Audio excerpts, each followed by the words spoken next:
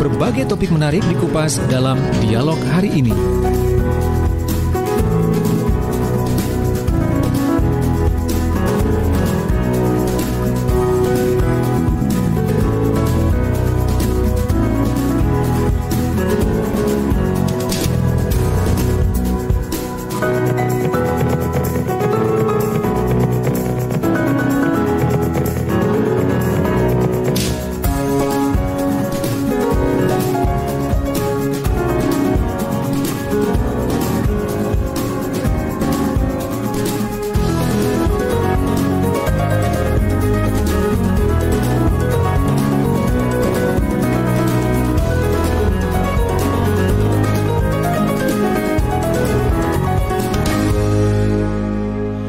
Assalamualaikum warahmatullahi wabarakatuh. Selamat sore sahabat pendengar dan pemirsa di mana saja Anda berada.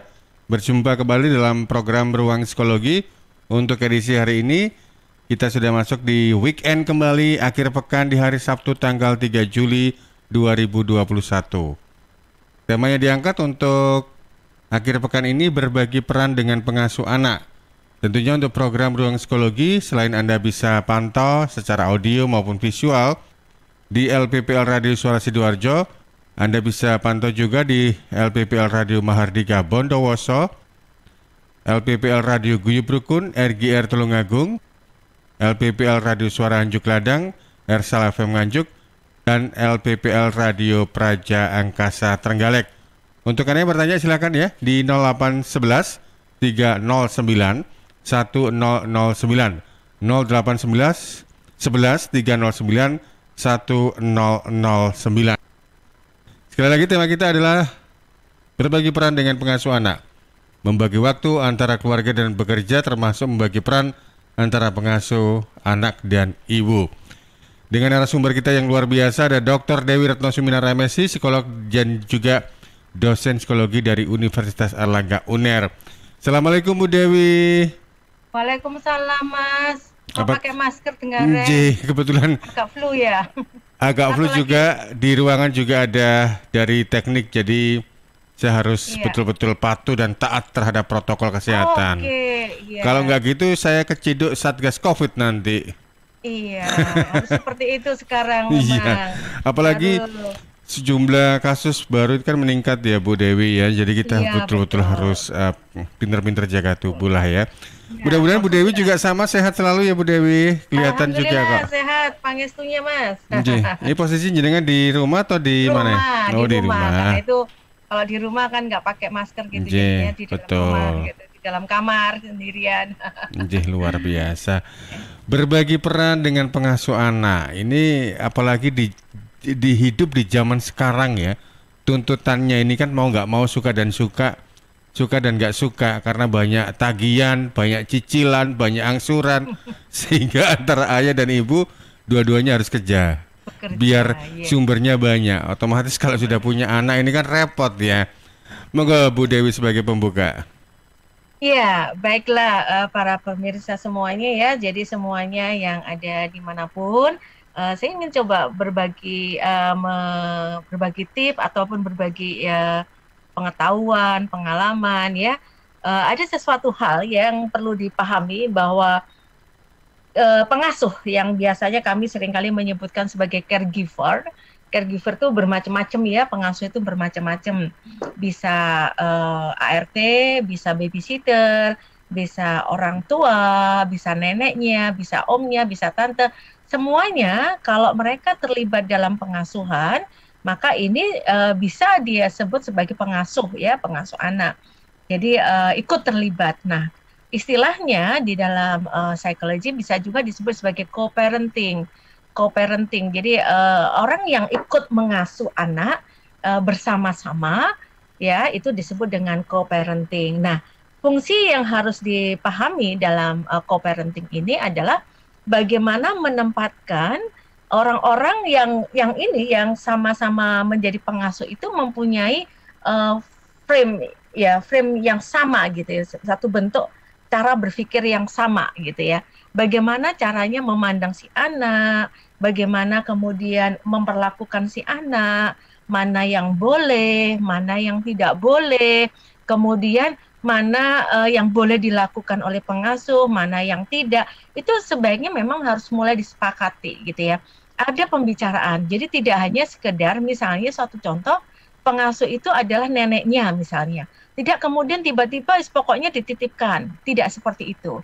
Jadi ada sesuatu hal yang perlu dipahami di sini bahwa mereka harus bisa sejalan, seirama, memandang anak ini dengan frame yang sama, dengan kacamata yang sama. Sehingga misalnya tidur siang, apakah perlu apa enggak, kemudian nonton filmnya apa, main gamenya bagaimana, memegang handphonenya bagaimana, boleh berapa jam atau apa, itu harus sama. Karena kalau tidak, seorang anak pasti akan berlindung mana yang paling menguntungkan bagi dia. Dia mempunyai pola berpikir seperti itu.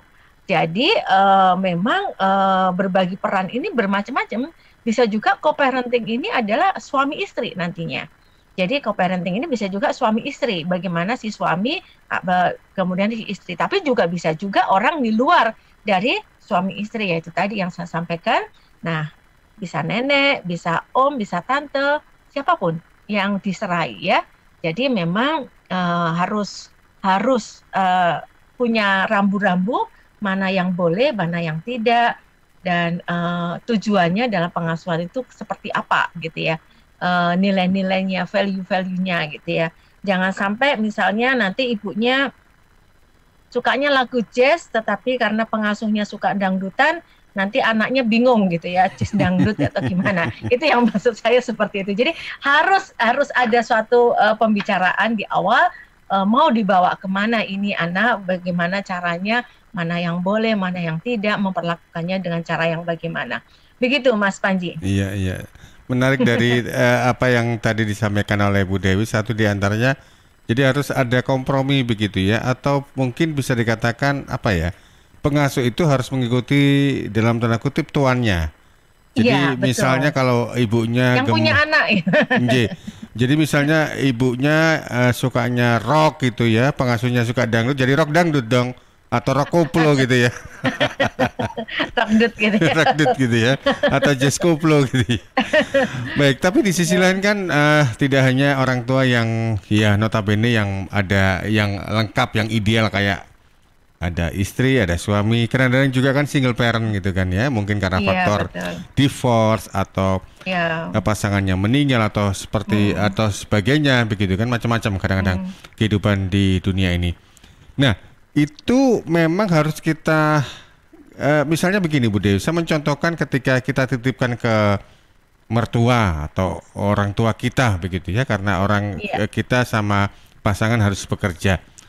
Kita ini yang istilahnya begini, pengasuh dalam arti kata yang notabene adalah orang tertua kita, itu nurutnya ke kita atau kita nurutnya ke mereka begitu?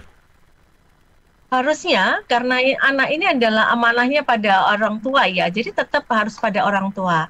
Oleh karena itu mungkin perlu disampaikan dengan cara yang bagus, misalnya dengan cara ibu ini zamannya mungkin tidak sama dengan zamannya ketika ibu mengasuh saya. Jadi ini nanti misalnya mainan ini diberikan seperti ini, dia tidak suka untuk makanan yang berbau micin karena dia punya alergi ini. Itu bisa disampaikan gitu ya, bisa disampaikan. Terima kasih misalnya pada ibunya. Ibu, terima kasih ibu sudah membantu.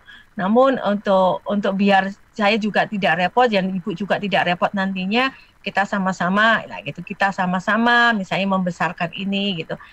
Misalnya nanti mana yang boleh dan mana yang tidak boleh itu disampaikan aja kepada orang tuanya ya.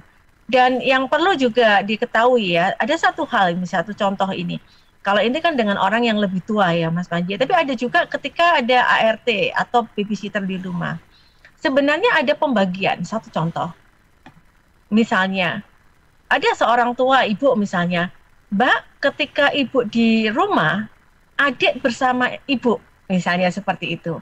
Namun ketika ibu pas ada di luar, nanti Mbak memperlakukan adik seperti ibu memperlakukan adik. Mbak lihat ketika ibu mengasuh adik ketika ibu ada di rumah. Ya, itu mungkin perlu disampaikan sehingga anak ini menjadinya bisa perkembangannya menjadi lebih bagus karena dia melihat ketika ibunya di rumah itu full dengan dia.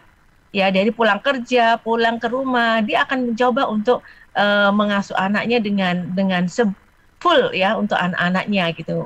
Atau misalnya karena waktu kerjanya misalnya full, misalnya Sabtu, Minggu itu bisa mereka full dengan ibunya gitu ya. Full dengan ibunya. Jadi ibu itu juga harus memperlakukan pengasuh itu seperti itu, juga tidak kemudian seperti ini. Semua terserah pada mbaknya gitu ya. Itu juga nggak bagus juga gitu. Kadang-kadang sudah keenakan, kadang-kadang ya udah pokoknya mbak sama mbak ya, nggak seperti itu. Jadi harus tetap ada porsinya. Kalau misalnya untuk hal tertentu maka si ibunya misalnya, atau misalnya nanti kalau mau tidur, nanti ibu yang dongengin misalnya. Jadi itu juga harus dilakukan oleh seorang ibu gitu ya.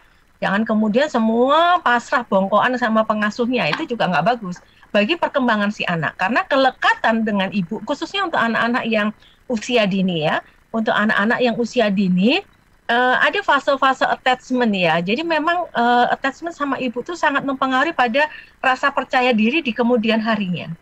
Jadi kalau attachment-nya bagus dengan ibunya, kelekatannya bagus dengan ibunya, walaupun dia sudah berbagi peran dengan pengasuh, tapi jangan porsinya terlalu banyak, ya, kemudian semuanya dengan pengasuh, tidak seperti itu, maka anak ini akan kelekatannya bagus dengan ibunya, maka dia sudah terpenuhinya dengan terpuaskan dengan kelekatan ibu, maka anak ini bisa tumbuh menjadi berpercaya diri.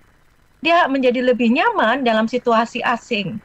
Dia menjadi lebih mudah untuk masuki situasi yang baru. Dia tidak takut dalam proses adaptasinya, dia cukup bagus. Nah, inilah yang harus dilakukan oleh seorang ibu. Jadi jangan kemudian, ya aku udah kerja, maka aku, nah itu memang resiko. Jadi resiko seorang ibu ketika dia keluar, mempunyai dari faktor domestik keluar gitu ya, maka harus sadar bahwa memang perannya membutuhkan waktu ya, karena dia mempunyai kebebasan untuk pergi keluar, maka dia juga harus tetap kesenangan dia ketemu dengan teman, berinteraksi dengan teman, mengembangkan diri, tapi jangan lupa untuk dengan perannya sebagai seorang ibu, itu yang paling penting. Begitu Mas Panji. Baik, luar biasa. Baik Bu Dewi, kita jeda dulu, nanti kita akan ngobrol kembali. Ada beberapa pertanyaan ini yang sudah masuk di 0811 309 1009. Tapi saya pending dulu ya Bu Dewi ya. Yeah. Kita jeda dulu kurang lebih 5 menit, nanti kami akan kembali sesudah kita ikuti beberapa pesan berikut ini. Dan untuk Anda sahabat pendengar dan pemirsa, Anda jangan kemana-mana, kita masih bersama dalam program Ruang Psikologi bersama Dr. Dewi Retno Suminar. Beliau adalah psikolog yang juga adalah dosen psikologi dari UNER. Tema kita untuk perjumpaan di edisi hari ini di awal Juli 2021, tepatnya di awal akhir pekan, tentang berbagi peran dengan pengasuh anak.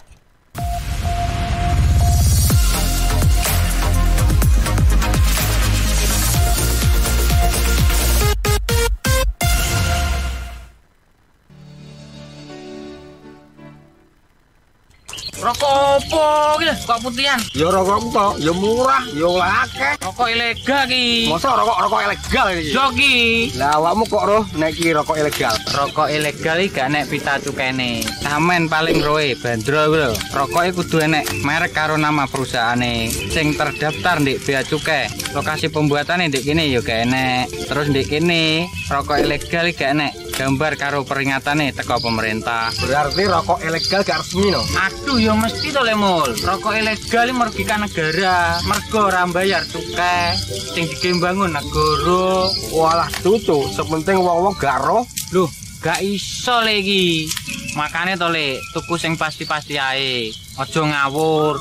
Laporkan peredaran rokok ilegal ke kantor Bea Cukai terdekat atau hubungi nomor 1.500 225 1.500 225. Iklan layanan masyarakat ini dipersembahkan Bea Cukai Sidoarjo. Ayo, ngewangi Bea Cukai, berantas rokok ilegal. Bea Cukai Sidoarjo, fokus mengawasi, tulus melayani. Lihat nih Jeng, Cheers punya kemasan baru 230 ml. Wah, imut ya. Iya dong Jeng, bentuknya yang kecil dan seksi, gampang banget dibawa kemanapun dan kapanpun. Wah iya, bisa muat nih di tas tangan, taruh di kotak makan si adek, dan gampang juga ya dibawa pas jogging. Bener, dan di musim virus kayak gini kita juga harus rutin minum air putih Jeng. Cheers Alkaline ini punya kandungan pH yang tinggi sampai 8,5. Jadi daya tahan tubuh kita lebih terjaga dan melindungi kita dari virus sampai resiko kanker. Nah, buat konsumsi di rumah atau di kantor, ada kemasan galon juga Jeng, yang 20 liter. Untuk pemesanan area Surabaya hubungi kami di telepon 0807 124 3377 atau WhatsApp ke 0877 77 24 3377. Bagi Anda yang ingin bergabung menjadi partner Cheers, bisa hubungi 031 84 95 888. Anda di rumah aja ya, biar kami yang ngantar. Cheers Alkaline Powered 230 ml, seksi, healthy, easy. Untuk wilayah Sidoarjo dan sekitarnya bisa menghubungi Depo Candi di 0821 4225 6646 0821 4225 6646. Panggilan sidang dari Pengadilan Agama Sidoarjo atas nama Suratman bin Salim. Suratman bin Salim dulu tinggal di Delta Sari Indah, Blok AE nomor 06, RT 4 RW 10, Desa Kureksari, Waru, Sidoarjo. Sekarang tidak diketahui dengan jelas tempat tinggalnya. Kepada Saudara Suratman bin Salim, dimohon hadir di persidangan Pengadilan Agama Sidoarjo, Jalan Hasanuddin, nomor 90 Sidoarjo, lusa pada hari Senin tanggal 5 Juli 2021 jam 9 pagi. Panggilan sidang ini dari Pengadilan Agama Kabupaten Sidoarjo. Sahabat, seiring bertambahnya usia, tubuh mulai bersifat asam atau asid, sehingga mudah terserang penyakit. Segera perbaiki pola makan dan perbanyak asupan alkalin seperti sayur, buah, dan Cheers Alkaline Powered. Cheers Alkaline, air minum kesehatan dengan pH tinggi 8,5 yang setara dengan sayur dan buah. Punya 6 manfaat. Di antaranya meningkatkan metabolisme dan daya tahan tubuh terhadap virus, menjadi antioksidan alami pencegah kanker, menjaga kekuatan tulang dan gigi, membantu penyerapan mineral lebih efektif, membantu hati dan ginjal membuang racun dari tubuh, mencegah sakit ma. Untuk info lengkap Cheers, silakan hubungi Pak Sutrisno di 0821 4225 6646 0821 4225 6646.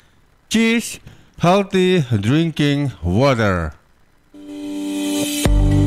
Sahabat, penularan virus corona bisa dicegah lewat perilaku hidup bersih dan sehat. Cuci tangan pakai sabun di air yang mengalir. Kalau batuk dan bersin, terapkan etika batuk. Kemudian mengkonsumsi makanan yang bergizi dan sudah dimasak sempurna. Rajin olahraga, istirahat yang cukup. Kalau ada gejala demam, batuk, sesak nafas, pernah kontak dengan orang dari negara atau daerah terjangkit, atau dari kunjungan negara atau daerah terjangkit, segera ke pelayanan kesehatan terdekat. Bisa juga hubungi call center kesehatan 119 untuk sambungan cepat 24 jam siaga. Sekali lagi, call center 119 untuk sambungan cepat 24 jam siaga. Dan di 0811 3088 113 untuk sambungan layanan 24 jam kegawat daruratan medis. Sekali lagi di 0811 3088 113 untuk sambungan layanan 24 jam kegawat daruratan medis.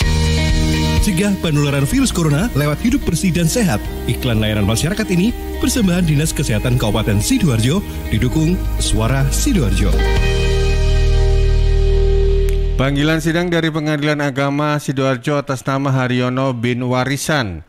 Haryono bin Warisan dulu tinggal di Kedung Kendo, RT 2 RW 1, Desa Kedung Kendo, Kecamatan Candi, Sidoarjo. Sekarang tidak diketahui dengan jelas tempat tinggalnya.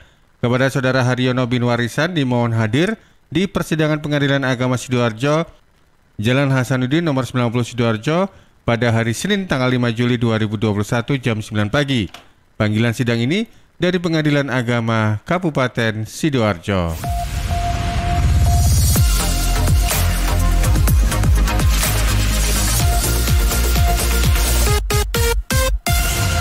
Baik, terima kasih untuk Anda sahabat pendengar dan pemirsa. Kita masih bersama dalam program Ruang Psikologi edisi hari ini Sabtu 3 Juli 2021 dengan tema berbagi peran dengan pengasuh anak bersama Dr. Dewi Retno Suminara Mesi, psikolog dan juga adalah dosen psikologi dari Universitas Airlangga UNER. Ya, Bu Dewi. Saya bacakan ya, Bu. Ini yang sebentar. Pertanyaan yang sudah nyangkut di emangnya jemuran. Nah, ini dari sahabat-sahabat di Nganjuk ini, dari Bu Rina. Bu Dewi, gimana ya caranya supaya anak tidak selalu berlindung ke kakeknya apabila melakukan salah atau dilarang? Dari Bu Rina di Nganjuk. Kemudian ini pertanyaan berikutnya dari Mbak Safira yang ada di Candi Sidoarjo, Bu. Ini bukan di Candi Borobudur, apalagi Candi Prambanan ya, kejauhan nanti. Pertanyaan begini, kalau misalnya ditinggal oleh pengasuhnya, itu buah hati, ini tidak dijelaskan ini, bentar. Oh, buah hati dari saudaranya, sering kali ngambek, pinginnya kalau bobo itu sama pengasuhnya. Kalau sudah kejadian seperti ini, gimana solusinya? Karena buah hatinya ini sebenarnya sudah gede, kelas 5 SD, tapi kok lebih nempel sama pengasuhnya daripada dengan orang tuanya sendiri. Karena kalau menurut Bu Safira ini memang dua-duanya bekerja, orang tuanya maksudnya mungkin ini ya. Oke, baik, matur nuwun. 2 pertanyaan sementara ini Bu Dewi dari Bu Rina dan Bu Safira di Candi. Monggo. Ya, Bu Rina tadi berlindung pada kakek ya, tuh. Iya, betul. Berlindung dari kakeknya kalau ada kesalahan. Iya. Ya, itulah yang seringkali dikhawatirkan ya ketika kita tidak memberikan suatu pengasuhan yang pas pada seorang anak dan kemudian si anak melihat peluang. Jadi anak itu semakin besar dia akan semakin tahu mana sih fase-fase siapa sih orang-orang yang bisa aman buat saya, siapa sih yang akan melindungi saya, siapa sih yang akan ngepro ya, maksudnya bahasanya pro dengan saya gitu ya. Oleh karena itu saran saya memang sebaiknya dari jalurnya si kakek. Jadi jangan kemudian seperti yang saya sampaikan tadi, kalau berbagi dengan pengasuh, frame-nya itu diberikan kepada orang-orang yang terlibat dalam pengasuhan. Yang menjadi ko-nya dalam parenting itu siapa? Ko-nya siapa? Kalau misalnya itu ada kakek juga di situ, ya kakeknya yang harus dia kasih tahu gitu ya, bahwa kakek harus sama gitu cara bersikapnya. Misalnya kalau si anak ini berlindung kepada kakeknya pasti tidak akan mengiyakan, dia akan mengatakan ya tanya dulu sama mama gitu ya.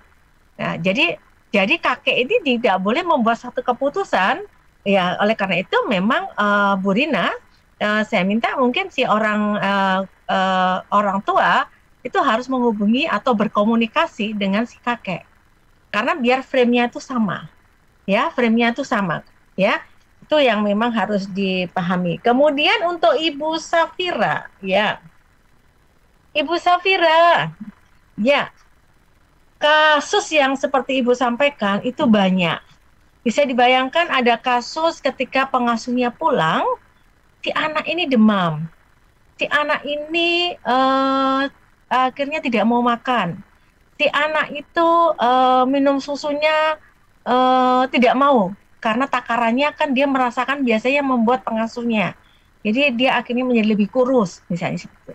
Nah, inilah kenapa saya tadi sampaikan bahwa fungsi ibu ketika dia ada di rumah full, dia coba untuk merebut proses tadi, perhatian tadi.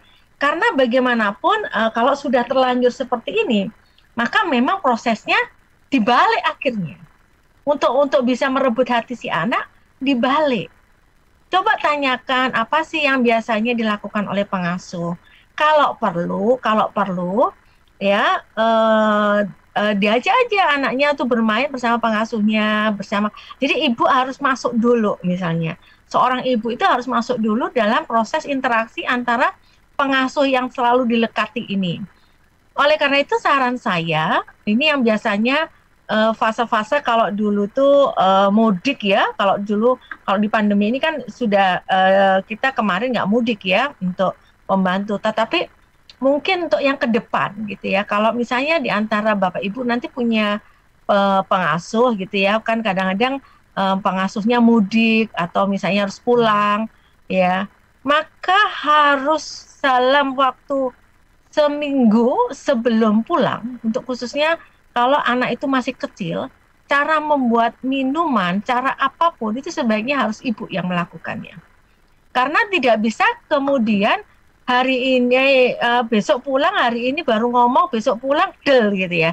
Maka adaptasi anak khususnya yang masih kecil itu jadi lebih, jadi kayak direnggut gitu ya dari lekatannya. Jadi kan ini kan sebenarnya orang tua membagi objek lekatnya ya, bahwa biasanya adalah dengan dia, kemudian habis ini dia berbagi dengan pengasuh. Nah, ketika berbagi itu jangan kemudian diberikan ke semuanya, tapi harus separuh-separuh gitu ya. Nah, oleh karena itu ketika harus pulang itu jangan kemudian langsung pulang, tapi harus coba pelan-pelan karena ibu akan menjadikan full pengasuhan itu pada diri ibu. Jadi memang tidak bisa langsung lepas, jadi harus pelan-pelan ibunya terlibat. Jadi memang sebagai pasangan muda khususnya memang harusnya lakukan kalau pembantu itu atau ART itu adalah membantu, atau misalnya pengasuh itu adalah co-parenting, berarti dia membantu gitu ya. Jadi jangan kemudian menjadi penguasa penuh ya pada psikisnya anak. Itu yang mungkin perlu dipahami. Oleh karena itu saran saya sampaikan kepada pengasuhnya untuk lebih mulai apa ya. Kalau orang itu kalau lari estafet itu loh, orang lari estafet itu kan kalau mau terima tongkat dia harus lari-lari dulu, tidak bisa langsung terima langsung lari. Mengimbangi dulu gitu ya, menselaraskan. Iya, harus ikut dulu iramanya, baru kamu jangan kemudian gitu, jangan langsung dipanggil. Jadi harus ke sana lama-lama, ambil perhatian si anak itu biar tidak full dengan pengasuhnya. Jadi jangan langsung direbut, jadi pelan-pelan begitu. Begitu Mas Panji. Jadi nanti jangan sampai joknya itu iki anak sopo, anak pengasuhnya atau anak orang tuanya gitu ya. Itu sekedar jok gitu ya. Mulai cara jalannya, mulai cara ngomongnya lah, nanti saya bingung nanti. Baik, ini saya bacakan komen yang ada di YouTube ini dari seseorang yang saya coba teliti kata per kata, huruf per huruf, nggak ada namanya kelihatannya. Anak saya saat ini usia 1 tahun, biasanya yang mengasuh neneknya. Tapi saat ini nenek sudah tidak kuat. Bagaimana ya tips mencari pengasuh anak yang aktif? Kami takut apalagi ada kasus pengasuh public figure yang nggak baik, begitu mungkin maksudnya ya. Oke, terima kasih dari seseorang yang ada di Nganjuk kelihatannya, tapi namanya nggak muncul di sini. Kemudian saya bacakan lagi yang lewat WA-nya redaksi di 0811 309 1009 Bu Dewi. Iya. Ini dari Bu Siska yang ada di Buduran Sidoarjo. Pertanyaan begini, sejak anak umur berapa ya yang kita tidak perlu mengawasi atau istilahnya itu tidak butuh pengasuh lagi? Itu kira-kira anak yang sudah lulus SD atau anak yang sudah khitan? Baik, matur nuwun Bu Siska. Waduh, ini berarti ada relevansinya ini antara khitan dan dewasa. Khitan dan agak balik gitu ya maksudnya. Monggo Bu Dewi. Oke, terima kasih. Ini yang buat yang tadi di YouTube ya, channel YouTube. Ya, anaknya 1 tahun gitu ya, nenek sudah tidak kuat. Bagaimana caranya untuk memilih pengasuh ya? Jangan kemudian anak menjadi hanya diasuh oleh seorang public figure, maksudnya orang-orang yang dilihat di luar gitu ya. Gini maksud saya yang perlu dipahami gini ya. Ketika kita mencari pengasuh, jangan kemudian hanya Mbak KTP-nya mana gitu ya, bukan seperti itu. Mbak pengalamannya mana gitu. Kalau perlu ibu libur 1 hari untuk melihat bagaimana si anak ini berinteraksi dengan ibu, dengan anak gitu. Ibu mengawasi dulu. Ya, mengawasi dulu, kemudian dilihat kan, kelihatan kan ketika anak itu menggendong anak, kemudian apakah dia memegang anak itu sentuhannya tuh kelihatan. Ya, jadi itu dilihat, itu berapa hari dilihat gitu ya. Jadi Kalau perlu untuk istirahat, izin dulu gitu ya 1-2 hari untuk melihat perubahannya gitu ya, bagaimana si anak ini. Kemudian kalau perlu diajak ngobrol gitu, yang ngajak ngobrolnya sesuatu hal yang dia sukai, apa sih yang biasanya Mbak lakukan biasanya setiap hari sebelum kerja di sini, misalnya kayak gitu. Jadi itu perlu dilihat dulu gitu ya. Karena kalau misalnya, Bu, saya mau dapatnya dari agent gitu ya. Kalau misalnya dari agent itu juga harus dilihat. Apalagi sudah ada gitu harus dilihat dulu bagaimana caranya dia memegang anak itu udah kelihatan. Gendong anak itu bisa kelihatan. Apakah dia menggendongnya dengan begitu ada feel ya, ada rasa bahwa dia suka pada si anak, ataukah dia hanya sekedar pokoknya gendong, pakainya gini, enggak. Jadi kelihatan banget bahwa ada perasaan enggak itu. Yaitu biasanya orang-orang yang seperti ini adalah orang-orang yang sayang kepada anak-anak gitu ya. Nah, itu biasanya lebih kelihatan bahwa ini dia pasti tidak tega kalau lihat anaknya. Jadi dia ada perasaan yang bagus, ada nurturing, dia memelihara di dalam dirinya bahwa oh iya mengasuh itu tadi ya. Kemudian buat Bu Siska gitu ya. Sejak umur berapa ya? Apakah dari ketika dia begini Ibu? Kita akan mencoba mendefinisikan pengasuh bagi keluarganya Bu Siska. Pengasuh ini adalah orang yang akan membantu dalam mengasuh si anak ini, ataukah dalam arti dia juga mengerjakan sesuatu di luar dalam pengasuhan. Nah, kalau misalnya mengerjakan di luar dari pengasuhan, mungkin sampai dewasa pun boleh aja dia tetap seperti itu. Namun memang kalau biasanya seperti itu anak menjadi lebih manja. Ibu seiring dengan perkembangan si anak, itu sebenarnya ibu mulai bisa melihat mulai kapan dia bisa lepas gitu ya. Misalnya satu contoh begini. Ketika anak ini masih umurnya masih 2 tahun misalnya. 2 tahun kan masih full ya, masih dipegang, masih dilihat, masih diawasi, caranya dia berjalan. Nah, itu pasti dia akan terlibat full. Tapi kemudian seiring dengan pertumbuhan, ketika dia sudah bisa mengatur dirinya, yang disebut dengan self-directed-nya muncul, dia bisa mengarahkan dirinya, kemudian dia mulai, dia sudah mempunyai self-regulated dalam dirinya untuk melakukan sesuatu hal, misalnya mandi sendiri, kemudian ini, kan berarti kan mulai lepas. Nah, dari situlah sebenarnya proses mengasuh anak itu harus sejalan dengan perkembangan si anak. Bukan kemudian anak ini sudah khitan tadi ya, sudah khitan gitu ya, tapi tetap diambilkan makan, mandi masih ditungguin gitu ya, nggak, itu kan berarti sudah nggak benar gitu ya. Jadi ada sesuatu hal yang diperhatikan adalah sejalan dengan perkembangan anak. Semakin anak lebih dewasa, maka semakin lepaslah pengasuhan untuk mengawasi setiap waktunya. Dia hanya melihat dari jauh, misalnya membantu hal-hal yang sebenarnya mungkin kesulitan dia lakukan misalnya. Itu bisa ibu tanamkan. Jadi kalau misalnya dia ambil minum sendiri, ya udah bisa sendiri. Jangan kemudian ambil minum diladeni, ambil ini, akhirnya dia nggak bisa mandiri nantinya. Kasihan nanti kalau dia hidup nanti ke depannya, kalau dia tidak belajar untuk mengerjakan sesuatu untuk dirinya sendiri gitu. Jadi memang harus sejalan dengan perkembangan usianya. Begitu. Jadi saya tidak mengatakan sejak umur berapa, tidak.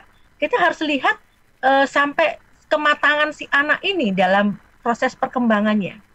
Ya, kalau dia bisa mandi sendiri sudah mulai gini, biarkan, nggak apa-apa. Ya, biarkan gitu. Ada anak umur 3 tahun dia bisa melepas bajunya, dia bisa mandi sendiri, dia kemudian dia cuma ke mamanya, mama lihat mama udah masih bersih atau udah bersih atau belum. Ini anak sudah bagus itu. Ya udah. Mamanya mungkin cuma melihat gini, ya udah ayo pakai baju gitu. Ya mungkin membantu untuk memakai baju. Nah, itu aja. Jadi kita lihat. Jadi memang harus dilihat dari sejalan dengan perkembangan si anak. Jadi saya tidak bisa menentukan kapan itu harus dilepas, tidak bisa dilepas. Jadi tergantung dari fungsi daripada pengasuh itu nanti ya.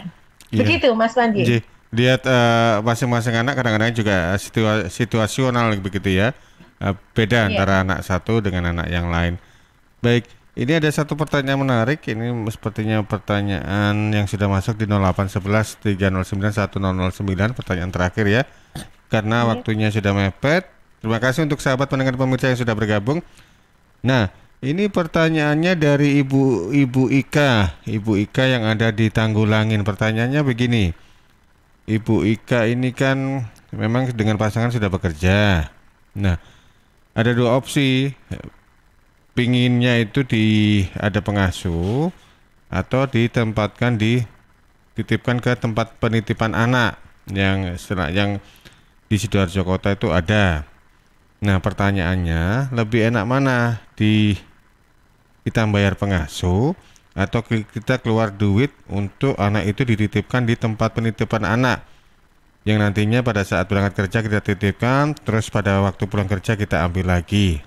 Kalau menurut Bu Dewi ada di dalam dua opsi itu lebih baik yang mana?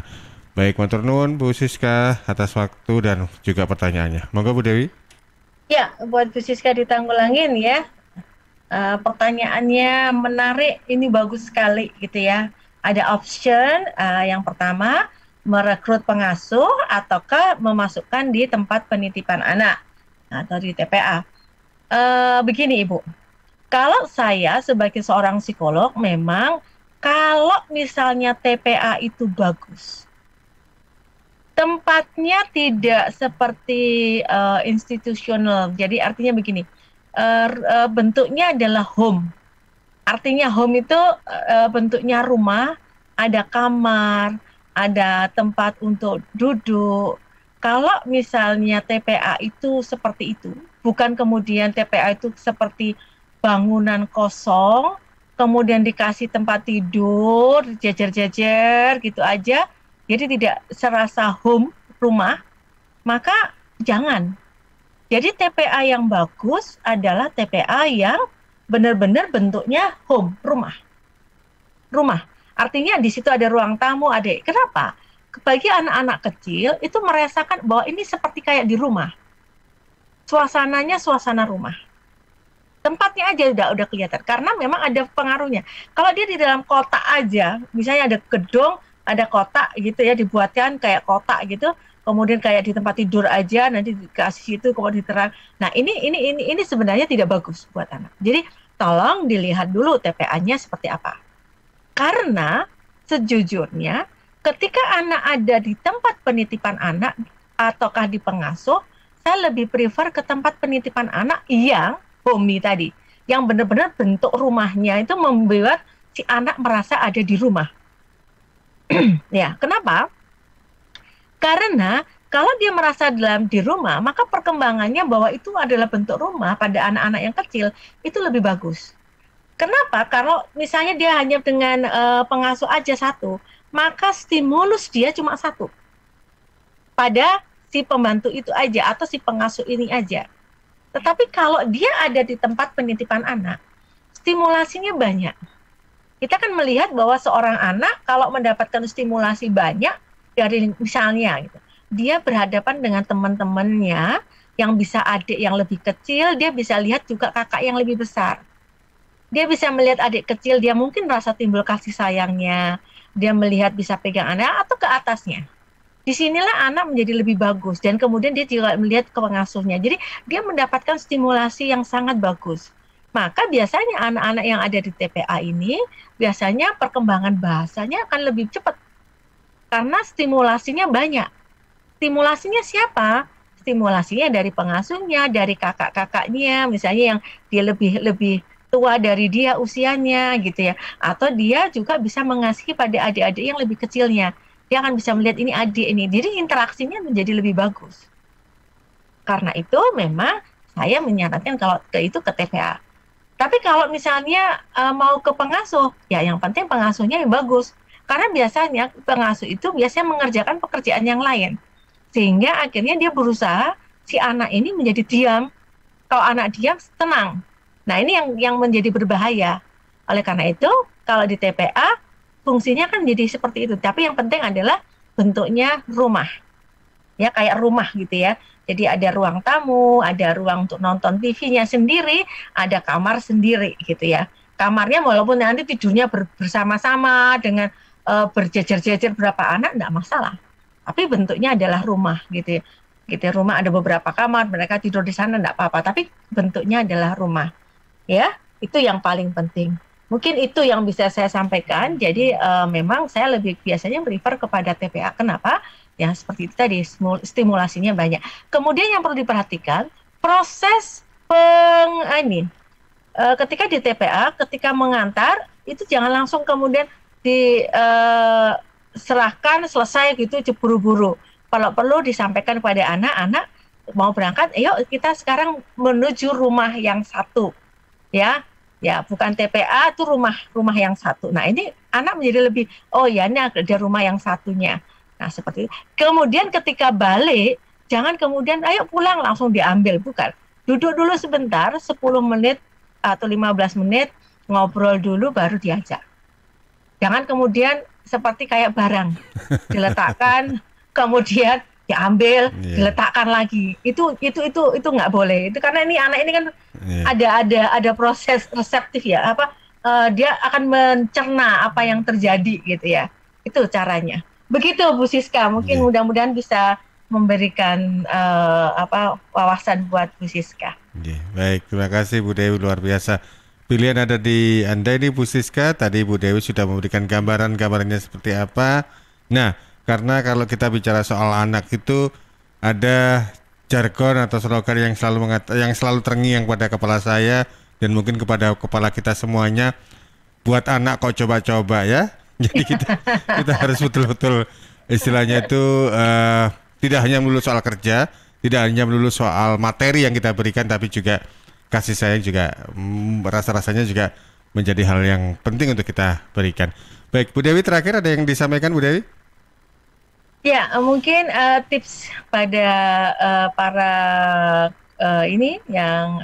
para keluarga muda ya, keluarga muda yang sama-sama bekerja, yang akhirnya membutuhkan pengasuh, maka yang ingin saya sampaikan adalah yang pertama, coba komunikasikan dulu nilai-nilai atau frame cara-cara pengasuhan yang biasanya dilakukan oleh orang tua kepada pengasuh. Ya, jadi harus menyamakan dulu sudut pandangnya bahwa anak ini akan diperlakukan seperti apa. Kemudian yang kedua, jangan menyerahkan full kepada pengasuh. Ya, karena bagaimanapun kalau secara full pada pengasuh, khususnya pada anak-anak yang masih kecil, maka nanti kelekatan Anda akan diambil oleh si pengasuh ya. Proses attachment kelekatan ini harus dipupuk dari orang-orang terdekat. Lah kalau yang terdekatnya adalah pengasuh, maka dia akan lekat dengan pengasuhnya.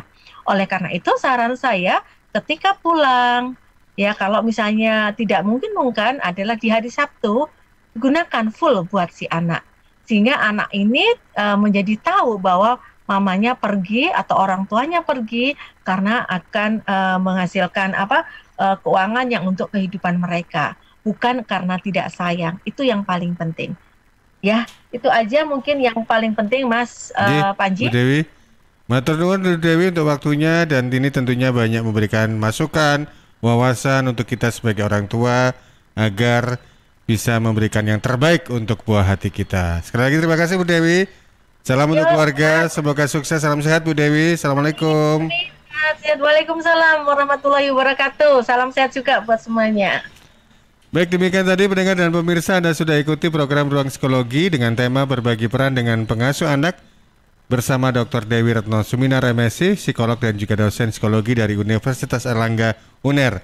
Atas nama kerabat yang bertugas, saya Panji pamit. Terima kasih. Selamat berakhir pekan dan tetap patuhi protokol kesehatan. Sampai jumpa.